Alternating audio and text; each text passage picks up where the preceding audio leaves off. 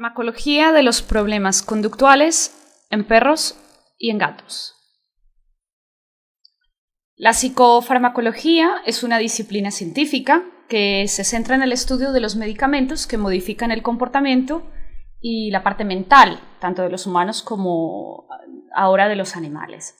Se sabe que los medicamentos interfieren a nivel de varios sistemas y por eso se dice que también tiene mucha influencia en el sistema neuropsicoinmunoendocrino.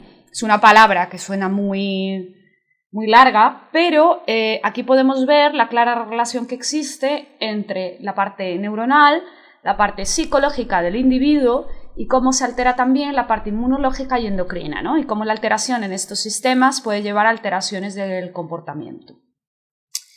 El interés por la psicofarmacología como tal nace hace miles de millones de años, es decir, no es algo nuevo ni es algo que haya empezado cuando ya se instauró la psiquiatría.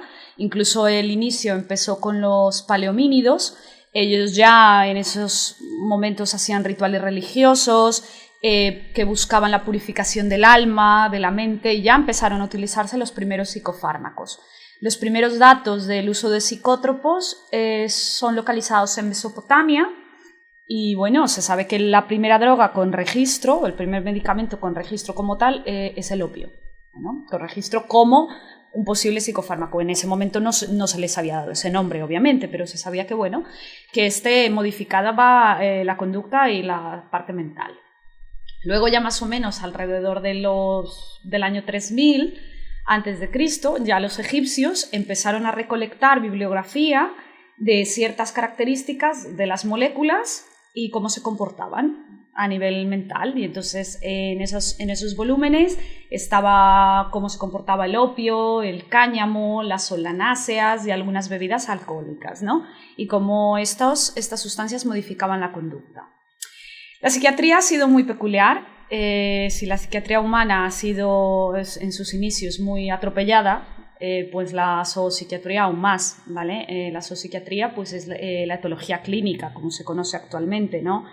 Es el estudio de la medicina del comportamiento de los animales y bueno, hemos ido avanzando a lo largo de los años, pero dejar de precedente que la psiquiatría todavía tiene muchas cosas por investigar y en etología clínica pues nos pasa exactamente igual. Antes se creían que los trastornos de conducta eran posesiones demoníacas.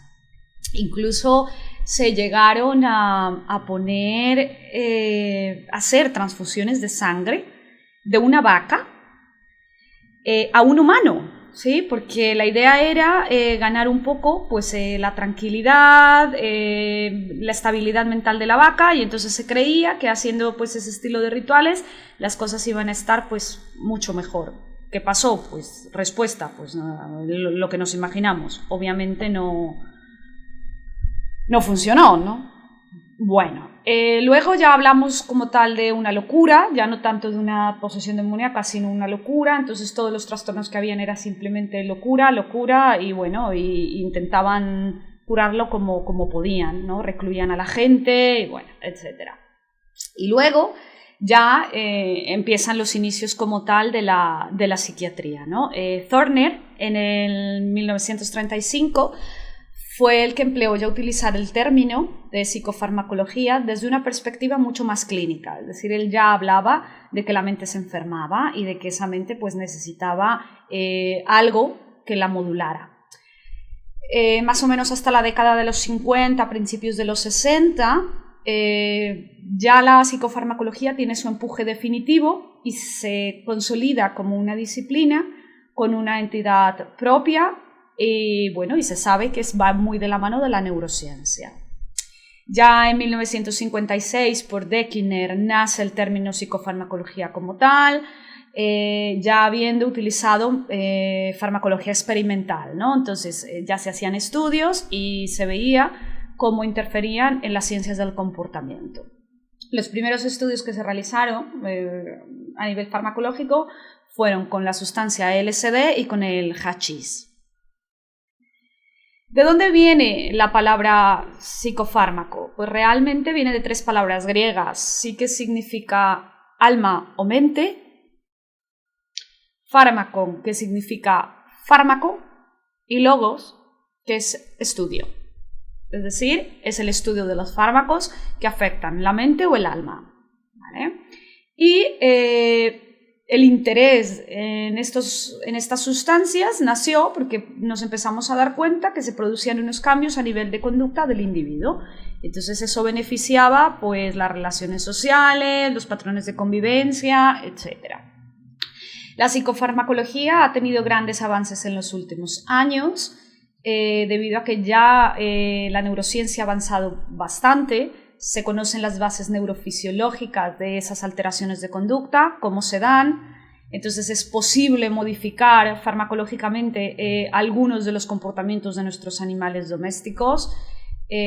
Conocemos mejor la química cerebral, ¿vale? Sabemos cómo se da esa transmisión de neurotransmisores y qué ocurre a nivel mental.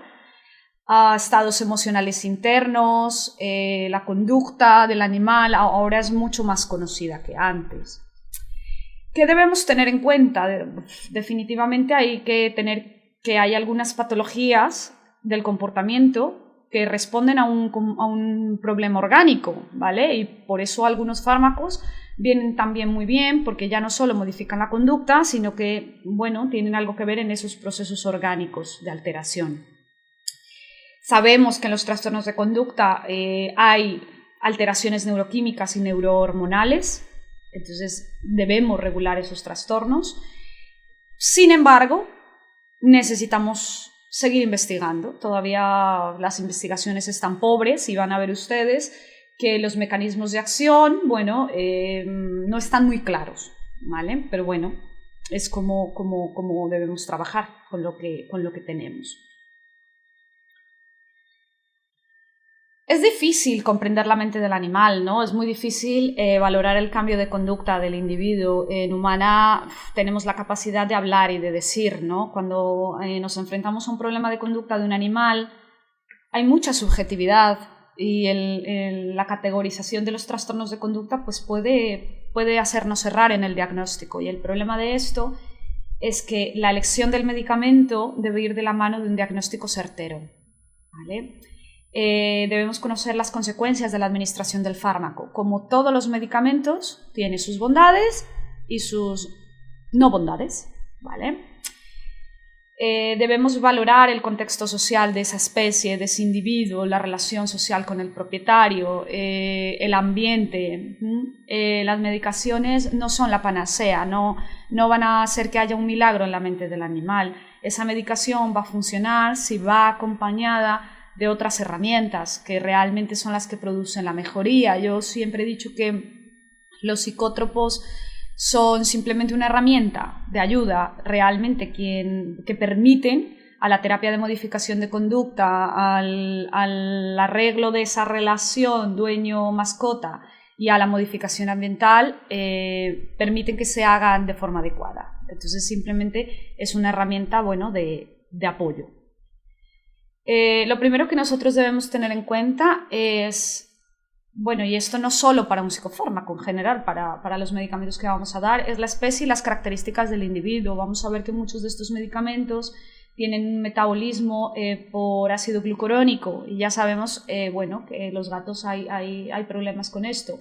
No quiere decir que no podemos darlo, ¿vale? Las dosis de psicofarmacología son muy pequeñas, entonces, bueno, se puede dar con la posología indicada y no existiría ningún riesgo. Como vuelvo a repetir el diagnóstico, debemos ser lo más certeros posibles para no equivocarnos en el medicamento que estamos dando.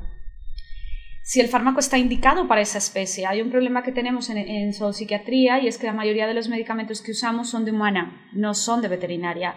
Entonces, claro, estamos hablando que hay un problema también de legalidad, ¿no? Entonces, la necesidad de que todos los medicamentos deben explicársele al dueño, incluso hacerle firmar, ¿sí? Sabiendo él, bueno, que es un medicamento que no es para la especie indicada, ¿no? en el prospecto. Las experiencias que tenemos con ese fármaco, que tanto lo hemos usado, y sobre todo si hay un número suficiente de publicaciones sobre la eficacia real de ese fármaco, ¿vale? Porque a veces, bueno, nos fijamos mucho en la experiencia clínica, que está muy, muy bien, ¿vale? pero, claro, a veces eso no es suficiente y necesitamos, bueno, literatura que soporte eso.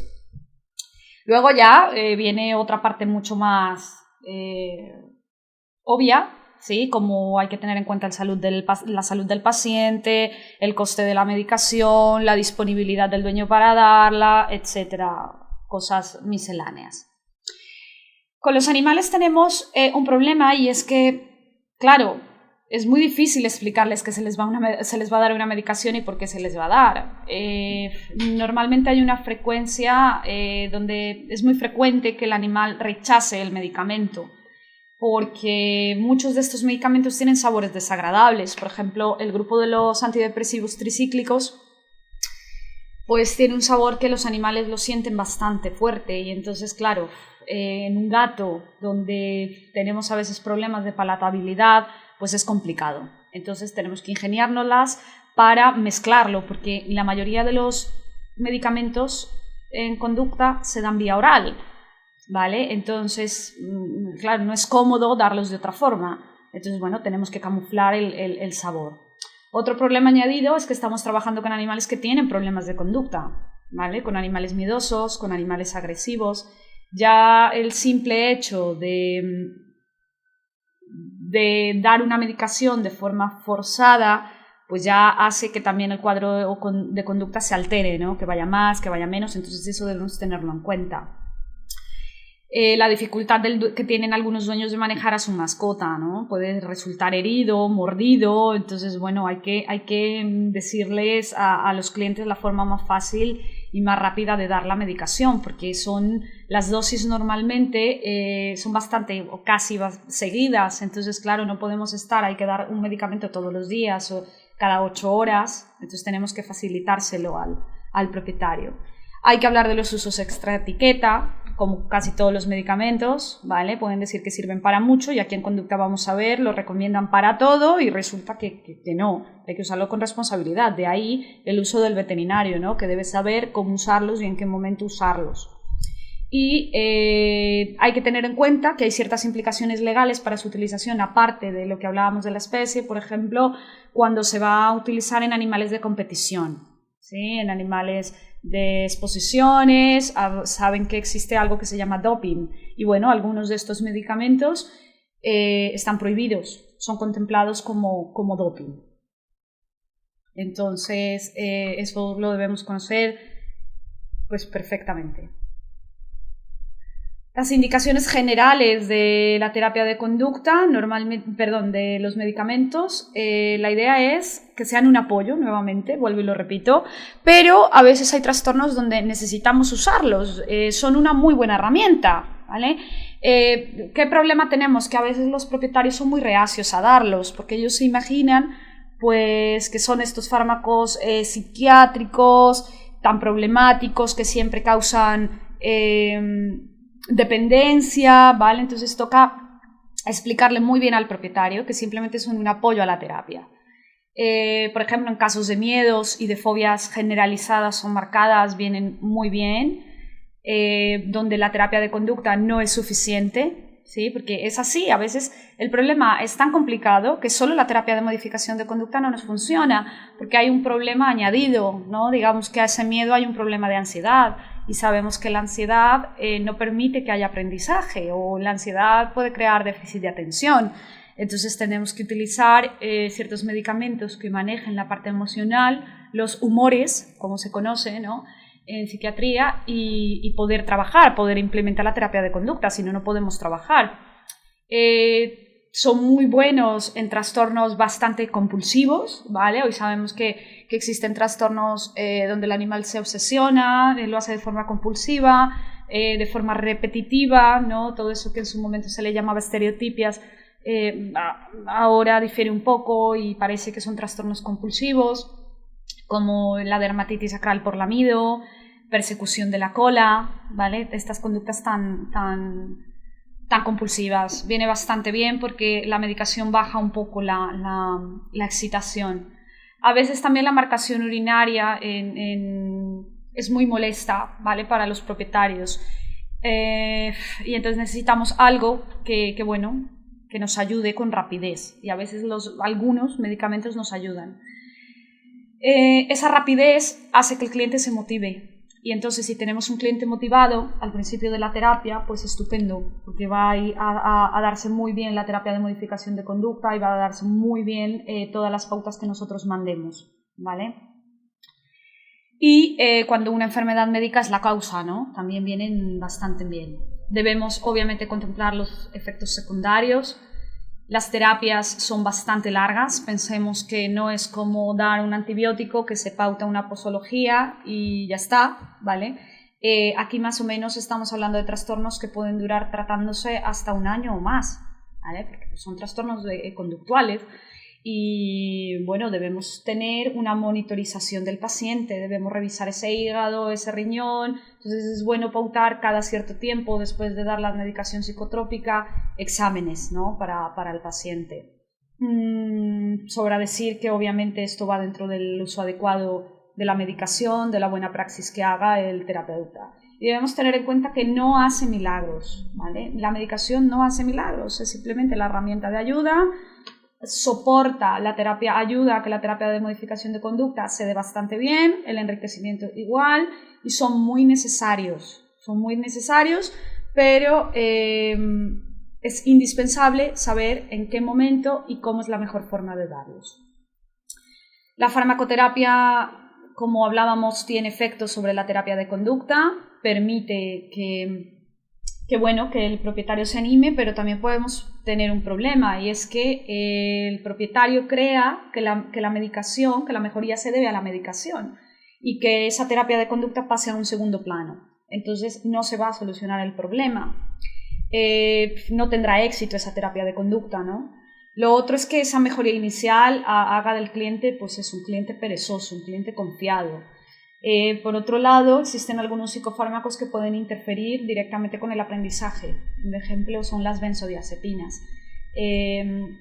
Al interferir con el aprendizaje, pues va a ser un problema cuando mandamos protocolos de relajación, protocolos de aprendizaje, terapias de conducta, herramientas para arreglar la relación humano-dueño, dueño-mascota, perdón. Entonces, bueno, ahí nace la pregunta del millón, ¿no? ¿Es éticamente justificable administrar solo una medicación? Pues no, ¿vale? ¿Por qué? Pues porque la medicación sabemos que no va a mejorar al animal, lo que va a hacer es que, bueno, lo va a tener dopado hasta cierto punto algunos medicamentos, otros sí van a ayudar bastante, pero no es éticamente. Lo ético sería dar un tratamiento farmacológico junto a una terapia de conducta, junto a una modificación ambiental, junto a un arreglo del vínculo, ¿vale? Porque la mayoría de los trastornos con conducta sabemos que estos factores son los que interfieren. Como en todos los medicamentos existen factores que modifican la actividad de los medicamentos y entonces vamos a tener que tener en cuenta, por ejemplo, la especie del animal, ¿vale? Ya hablamos, hay las benzodiazepinas y los antidepresivos tricíclicos se metabolizan por glucuronidación y, bueno, pueden haber problemas con los gatos, pero si se manejan de forma adecuada no tiene por qué haber inconvenientes. La edad, obviamente, no es lo mismo suministrar un medicamento a un animal joven que a un animal senil. Esto lo hablo porque cuando vamos a tratar trastornos de disfunción cognitiva, ¿no? el que ahora, bueno, decimos que es el Alzheimer canino, pues te viene un paciente senil con muchos otros problemas. Son pacientes que tienen problemas hepáticos, trastornos cardíacos, problemas renales, entonces debemos saber que el psicofármaco no vaya a empeorar esa situación que ya trae el paciente, ¿no? El sexo hay que tenerlo en cuenta. Hasta hace poco pensábamos que el macho y la hembra eran igual para todas las medicaciones. Bueno, ya se está debatiendo esto. Por ejemplo, se sabe que las hembras tenemos menor secreción de ácido gástrico. Entonces, al haber menor secreción de ácido gástrico, se absorbe con mayor facilidad los fármacos. Entonces, bueno, esto hay que tenerlo en cuenta para la posología. O el estado de gestación del animal, ¿no? Cuando un animal está gestante, la progesterona altera la motilidad del tracto gastrointestinal. Cuando hay una menor motilidad del tracto gastrointestinal, hay una menor absorción vía oral, lo que se traduce en un mayor volumen de distribución del medicamento. Entonces, claro, debemos también tenerlo muy en cuenta en el momento de la posología.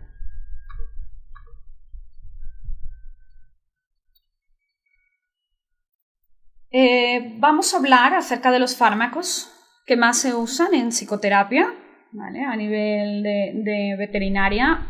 Yo he hecho para ustedes un cuadro que creo que es bastante claro, porque vamos a hablar de los grupos de acuerdo a las características. Yo quiero que vean esto como un gran grupo que luego tiene unas subdivisiones, pero que esas subdivisiones comparten muchas cosas con ese gran grupo. Hay muchas características que son en común. Entonces, no necesitamos aprendernos cada cosa de cada grupo, ¿vale? Con que localicemos el grupo, sepamos cuál es el mecanismo de acción y cómo se da, es mucho más fácil de entenderlo. Marco en rojo las posibles, donde más se usa en los trastornos de conducta. Sin embargo, esto es simplemente una aproximación, porque se van a dar cuenta, es decir, vemos la tabla y decimos, no, pues todo se usa para todo. No. A lo largo de la charla, pues yo les voy a comentar según qué medicamento se usa para qué trastorno y cómo se usa, ¿no? De acuerdo, bueno, esto es a la experiencia clínica, pues ya no solo de mía, sino también de la experiencia clínica de otros etólogos clínicos.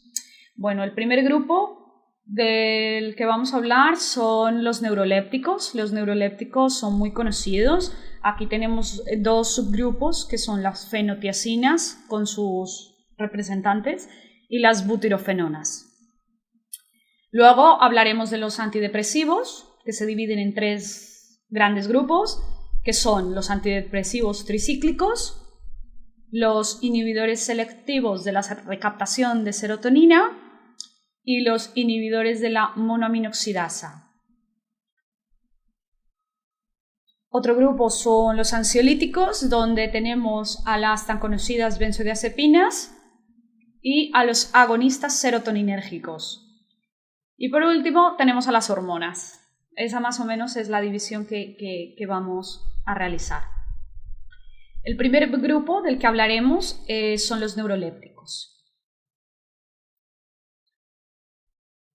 Bueno, los neurolépticos, es decir, las fenotiacinas y las buterofenonas y otro grupo más, por ahí, que ya les diré, ejercen una acción depresora, ¿sí?, en el sistema dopaminérgico.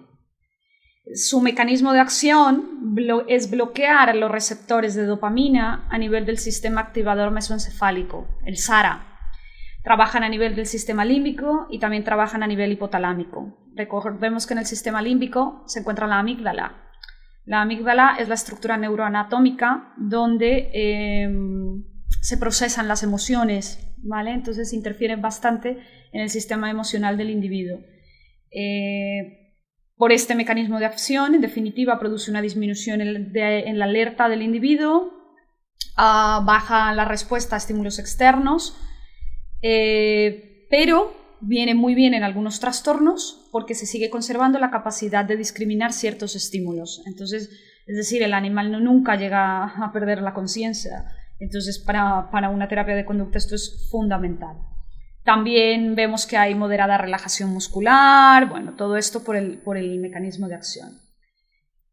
Los neurolépticos actúan a nivel de dos partes importantes, ¿no? Recordemos la sinapsis. ¿Cómo se da la sinapsis? Tenemos una neurona presináptica, que normalmente es la encargada de sintetizar, formar y liberar el neurotransmisor, la hendidura sináptica, que es donde van esos neurotransmisores a estar un tiempo determinado, y las neuronas posinápticas, que es donde esos neurotransmisores irían a localizar los receptores para realizar la acción, ¿vale?